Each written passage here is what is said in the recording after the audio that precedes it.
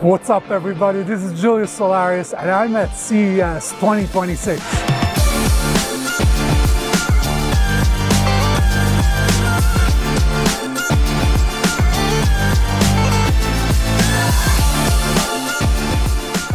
So why are we here at CES? To show you what's trending when it gets to booths and activations. This is the show that sets up the tone for the rest of the year and really tells a story of how companies are going to show up for 2026. First off, let's start with LG.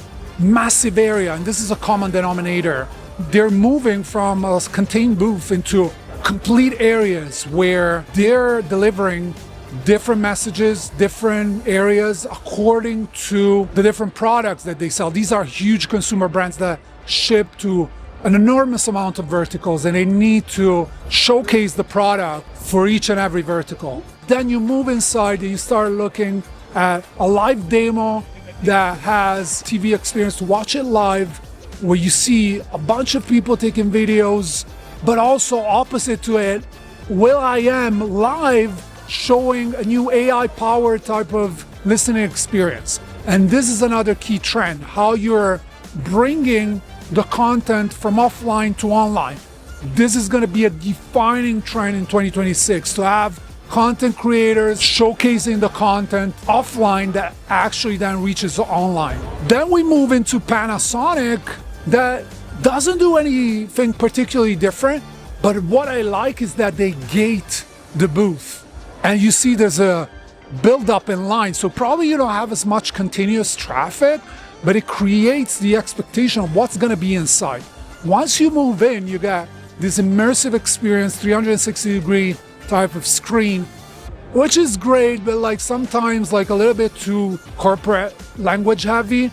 But once you get in, you have multiple areas, including an activation where you can share your picture online. And if you tag the account, you win something. This is a common denominator that I'm seeing in a lot of the booths. The ability to create and generate user content at the event and to win some sort of prize or recognition. Nothing super clever, to be honest, but quite effective. Then another example is right here behind me. Look at this. Broken glasses. So difficult to communicate the impact of this product online. You have to really test it. But look at the visibility and impact of the booth. Humongous glasses right behind me that really speak about the product. And we forget what the worth of the product is sometimes. Or maybe there's too many products. So it's important to focus the attention on the one product, which leads me to the Hisense booth.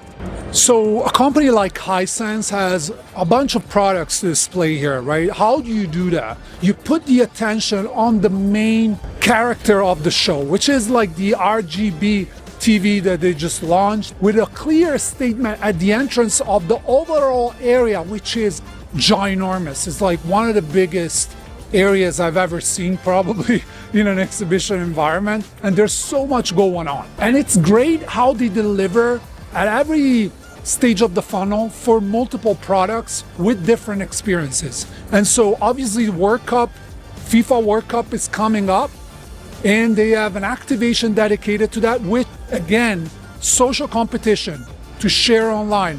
A little bit scruffy with the paper hashtag. I think they could have thought about it a little bit better in terms of communication. These little details matter. But look at what they're doing here. They're displaying technology in the kitchen, and they're having a live cooking session that resulting in some food that you actually eat that people are welcoming here. So let's talk about giveaways. There's the right and the wrong way of doing giveaways. I'm here at the TCL booth, which probably takes a zip code here in Vegas for how big it is. And they're doing giveaway as many other booths are. But like, this is not just free stuff. I mean, it is free stuff. They say free merchandise, but in order to get it, you have to answer a survey, follow the account on Instagram, and post 3 pictures to get access to the merchandise. And they have specific drops. They're making the freebie work for them. I was walking away from the CTCL, but they started to play with my mind again. Look at what they're doing just right behind me. Football game, they're official partner of the NFL.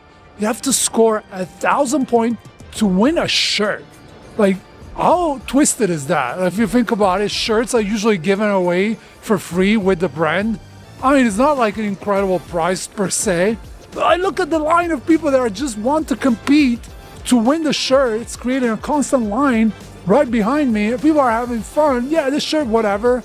But like the competition part in the competition, without just posting stuff on social media that is pretty meaningless, is actually getting a constant line here. So think about the activation that you're doing.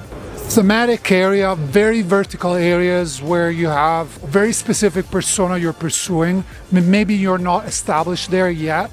Very important for shows to actually nurture this new wave of the exhibitors of tomorrow, but very also important for those companies that don't have a ton of budget to match these mammoth booths and actually create something more valuable and custom and small with the exact persona they're looking for. And so we're here at the creator space, creator, so we're enjoying a lot of brands that are super relevant to what I do and actually can show up with clever, simple implementations. There's not a lot of coherence in the booths, but there's a lot of attention to showcase immediately what the product is and create immediate conversation. This is still a very incredible opportunity if you're a company or you're looking for that consumer twist. But here's the trick. Match it with online and social. Every single booth is offering some sort of a discount, a way to join. So some form of action that is consumer side, not only business side. Confirmed in 2026, even bigger in 2025, the use of celebrities and influencers at booths. It creates a mini event within the event. I mean, look at what's happening behind me. Derrick Rose, former NBA MVP, a name that everybody knows from the consumer side, having a special session on stage, our great use of that influence power to get even more people around. Another great example how to show up at these events is by taking over some areas. And I showed you before PwC, how they showed up at Dreamforce. They're doing exactly the same activation here at CES. And it's interesting, if you're a marketer, how you can develop an actual template that then you can apply at different events you want to be at with the same format. Content, nooks, reception, only for clients. Great idea. So I'm here with Coley Adams. I want to do a walkthrough for one of the booths that is probably like standing out the most here at CES, which is the Insta360 booth. Tell me more, what are you seeing here?